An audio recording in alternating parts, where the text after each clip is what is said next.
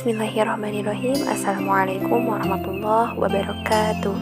Apa kabar semuanya? Mudah-mudahan Allah senantiasa memberikan kesehatan kepada kalian semua. Alhamdulillah, hari ini saya akan menceritakan tentang kisah Rasulullah, yaitu mengenai keistiqomahan Rasulullah SAW dalam menyebarkan agama Allah.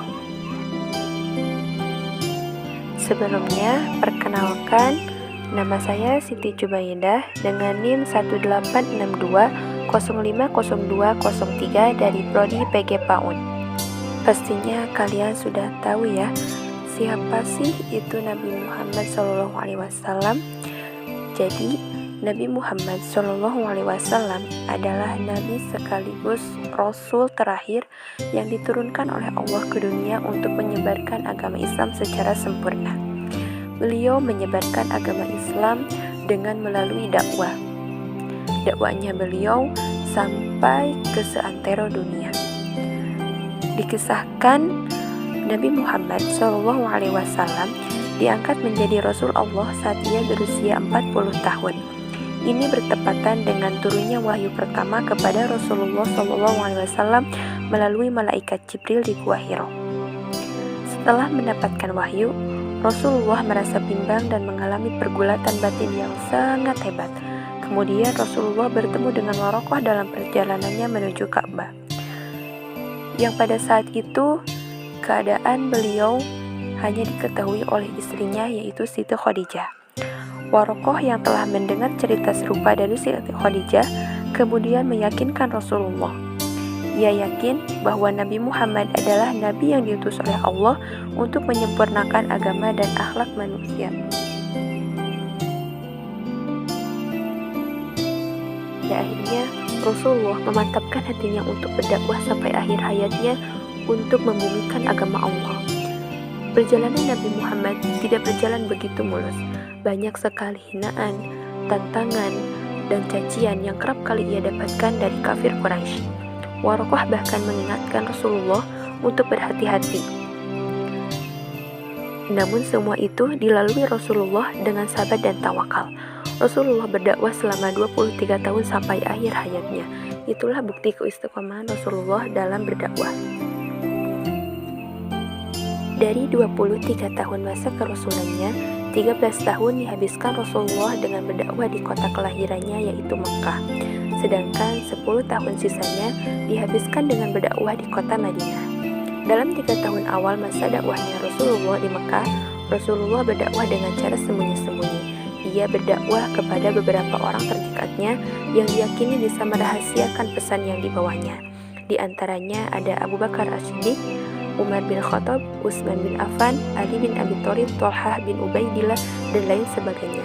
Dan yang pada akhirnya golongan pada periode ini disebut dengan As-Sabiqunal Awwalun, yaitu orang yang pertama mengikuti Rasulullah.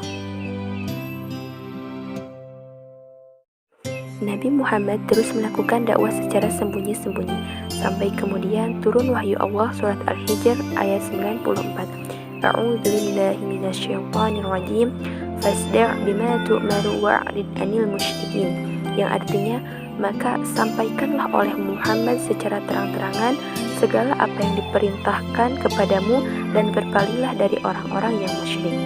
Nabi Muhammad kemudian melakukan dakwahnya secara terang-terangan. Beliau memulai dakwahnya dari Bani Hashim, keluarga terdekatnya.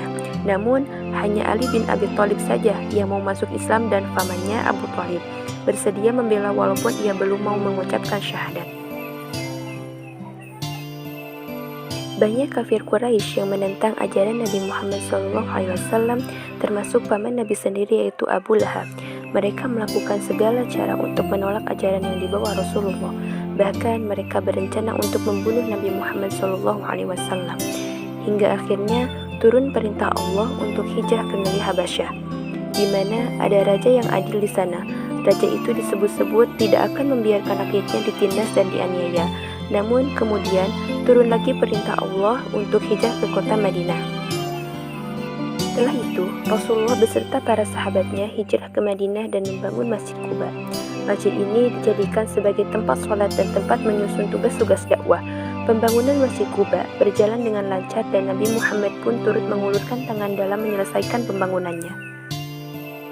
Pada akhirnya, Rasulullah SAW berdakwah sampai akhir hayatnya, hingga akhirnya Rasulullah wafat pada hari Senin tanggal 12 Rabiul Awal tahun 11 Hijriah di usianya yang ke-63 tahun. Semua perjuangan Rasulullah telah membawa Islam dari zaman jahiliyah menuju peradaban Islam yang cerah. Itulah bukti keistiqomahan Rasulullah SAW dalam menyebarkan agama Allah.